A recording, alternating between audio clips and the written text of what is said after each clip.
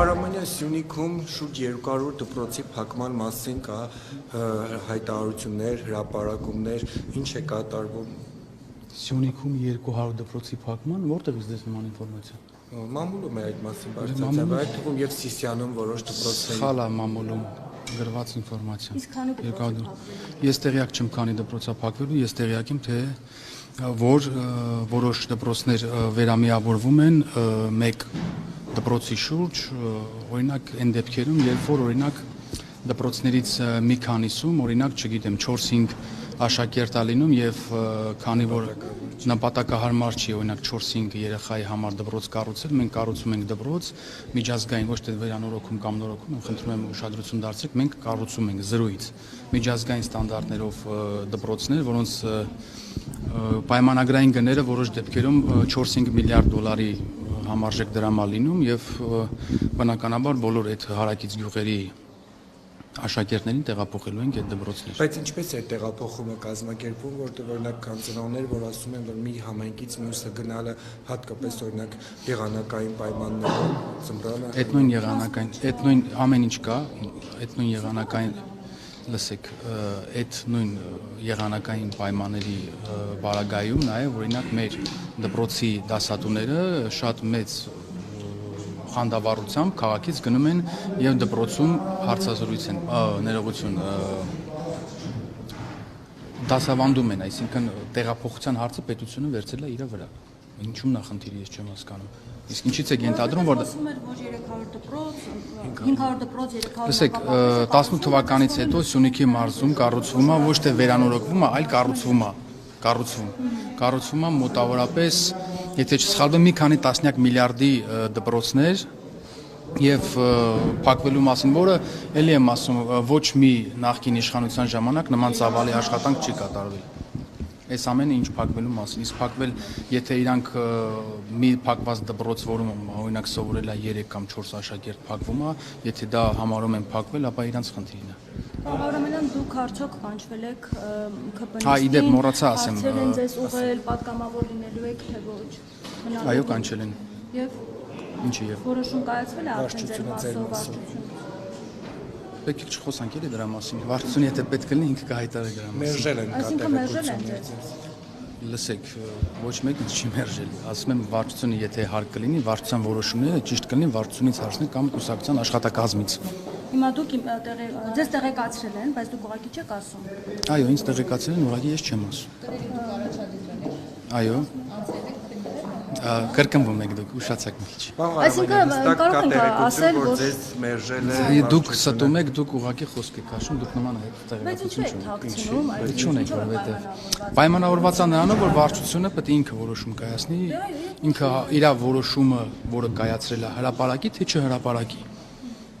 Նիստերը լինում են փակ, բնականաբար եւ այսքանով ավարտենք այս թեման։ Իսկ այդ խստացումներն ինչով է պայմանավորված, որ այդքան խիստ ձևով են ընտրում, որ պետք է մնա պատգամավոր, ով չպետք է մնա, ինչ դժգոհություններ ունեն։ Մեր 2018 թվականի Թավշյա հեղափոխությունից հետո սա առաջի խորհրդարանական ընտրություններն է, որը տեղի ունենալու հերթական։ Եւ մենք պատրաստվում ենք հերթական ընտրություններին եւ ցուցակը կազմվելու է համագումարով մեր պատվիրակների կողմից։ Դժգոհություններ ունեն որոշների հետ կապված, որ ամբողջ տարիների ընթացքում մեկ անգամ հայտարարության հանդես չեն եկել, հարցազրույցներ չեն տվել, կամ ոմանք էլ այդպիսի պատգամավորներ կան, որոնք առանձնապես մենք չենք տեսնում ելույթներ ունենան կամ հարցազրույց տան, ոմանք էլ երբ որ հարցազրույց են տալիս, դուրս պատմության մեջ են ընկնում այդպիսի բաներ են խոսում եւ ասում են սրանով է պայմանավորված, որ թիմում ասում են այնպիսի մարդիկ չլինեն, որ հետո գլխացավանք դառնան։ Ինձ հիմա այդ ամեն ինչ չեք ասում։ Ուզում ասեմ, այդ սկզբունք այդ խնդիրներն են պատճառում այսքան խստացումներ իրականացնել։ Լսեք, խստացում չի, սա կրկնում եմ, առաջի խորհրդարանական ընտրություններն է, որը տեղի է ունենում հերթական մեր իշխանության գալուց հետո։ Ինչի մասին է խոսքը, այսինքն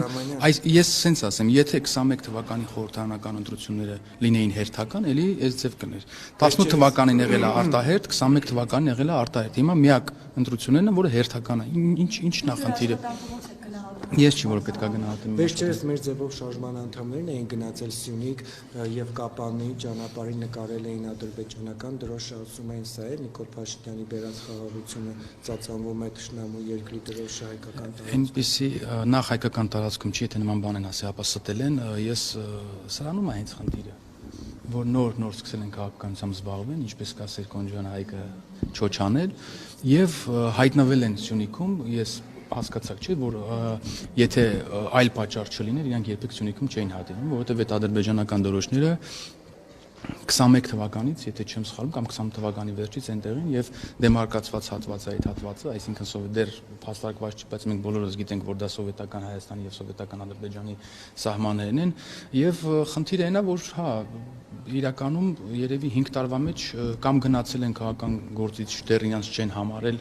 կամ հիմա են սկսում ակտիվ գործունեություն ծավալել, իհարկե անհաջող, բայց եւ այնպես հիմա են հայտնաբերում, որ այնտեղ ադրբեջանական դրոշ կա։ Պարոն Հարամանյան, այսօր հանդերձ օգոստոսի 8-ի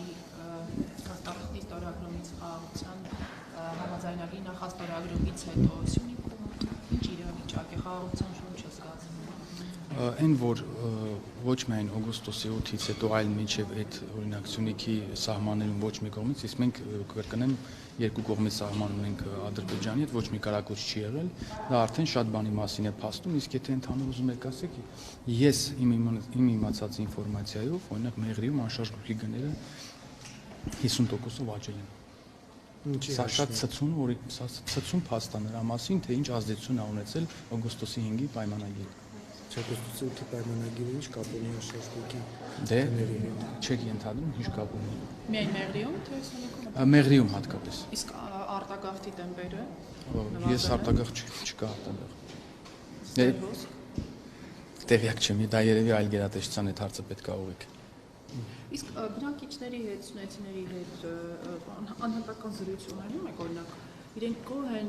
ստեղծված իրավիճակից, խաղաղության փաստաթղթի նախաստորագրումը ինչ կտա իրենց, լուսավորչական աշխատանք, այսպես ասած իրական։ Լուսավորչական աշխատանք չէ, ասի դա, ես երբ որ նիստեր չի լինում, ես Կապանում եմ լինում, Կապանցի եմ, մշտապես շփվում եմ քաղաքացիների հետ եւ բնական է, որ հատկապես Սյունիքի մարզը, որ այդքան 90-88 թվականից սկսած պատերազմական գործողություններ ա տեսել եւ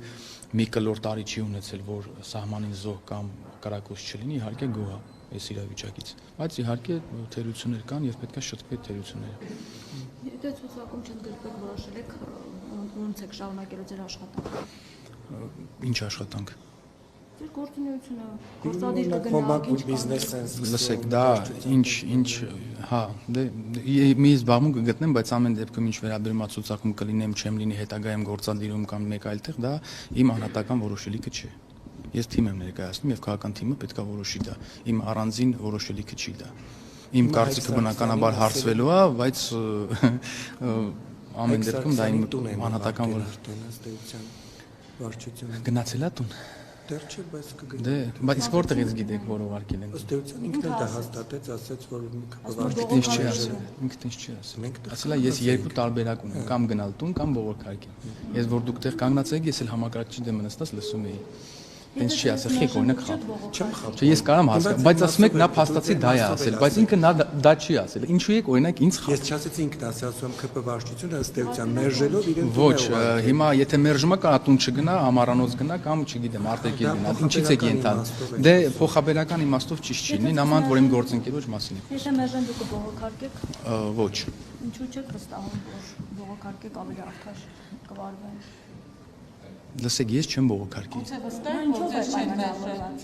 Ինչպես։ Վստահ եք, որ չեն փոխի իրենց որոշումը այդ առումով, թե այնքան եք վստահ։ Եթե ես իմ կոնկրետ իմ մասին խոսքը խնդրում եմ ուրիշների վրա բան չանել, եթե վարչությունը մերժի իմ տեխնացիան հաստատումը, կրկնում եմ հաստատումը, որտեվ հետագայում արդեն համագումարը պետք է ընտրի ով որտեղ է, ես կգտնեմ, որ լավ չեմ աշխատել, ինձ չեմ արդարացրել կամ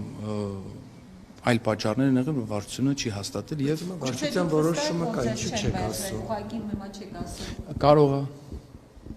Ինչի՞ չէ։ հնարավոր է։ Հանրությունից Լսեք, հանրությունից թաքցնելու բան չկա, ախր դուք լավա չեք հարցնում, ձեզ ինչ հարցեր են տվել կամ ասենք բանում։ Չի կարա տենց, եթե ես ձեզ ասեմ ինչ հարցեր են ինձ տվել, հենա կհրավիրենք ձեզ նեղ, դուք էլ on-line բան կլուսաբան եք, ախր փակնից տա այդ։ Տարբեր բան ենք ասում։ Այսուհանդերձ ինչ հատկությունների վրա ես վարչության անդամ չեմ։ Ես ինչ դիպլոմ։ Չէ, ես վարչության անդամ չեմ, ես չեմ կարող դա ձեզ պատասխանել։ Եթե ես իմանամ էլ, դա ընդհանրապես ենթադրություն ա լինելու։ Վարչության անդամներ կան, բայց ես վստահ եմ իրանք էլ երևի թե չեմ պատասխանի ձեզ, դուք կարող եք հարցում անել կուսակցությանը կպատասխանեն աշխատակազմից։ Ինչու՞ նախնդիրը։ Հարցերը ինչ ուղղվածության են, պատմությանն են դեպի։ Դուք ուզում եք իմանալ, ես հասկանում եմ, որ դուք ուզում եք իմանալ, ես հենց դա եմ ասում, դուք ուզում եք իմանալ, բայց դուք չեք կարող դա իմանալ։ Ամեն դեպքում ոչ ինձանից։ Շնորհակալ։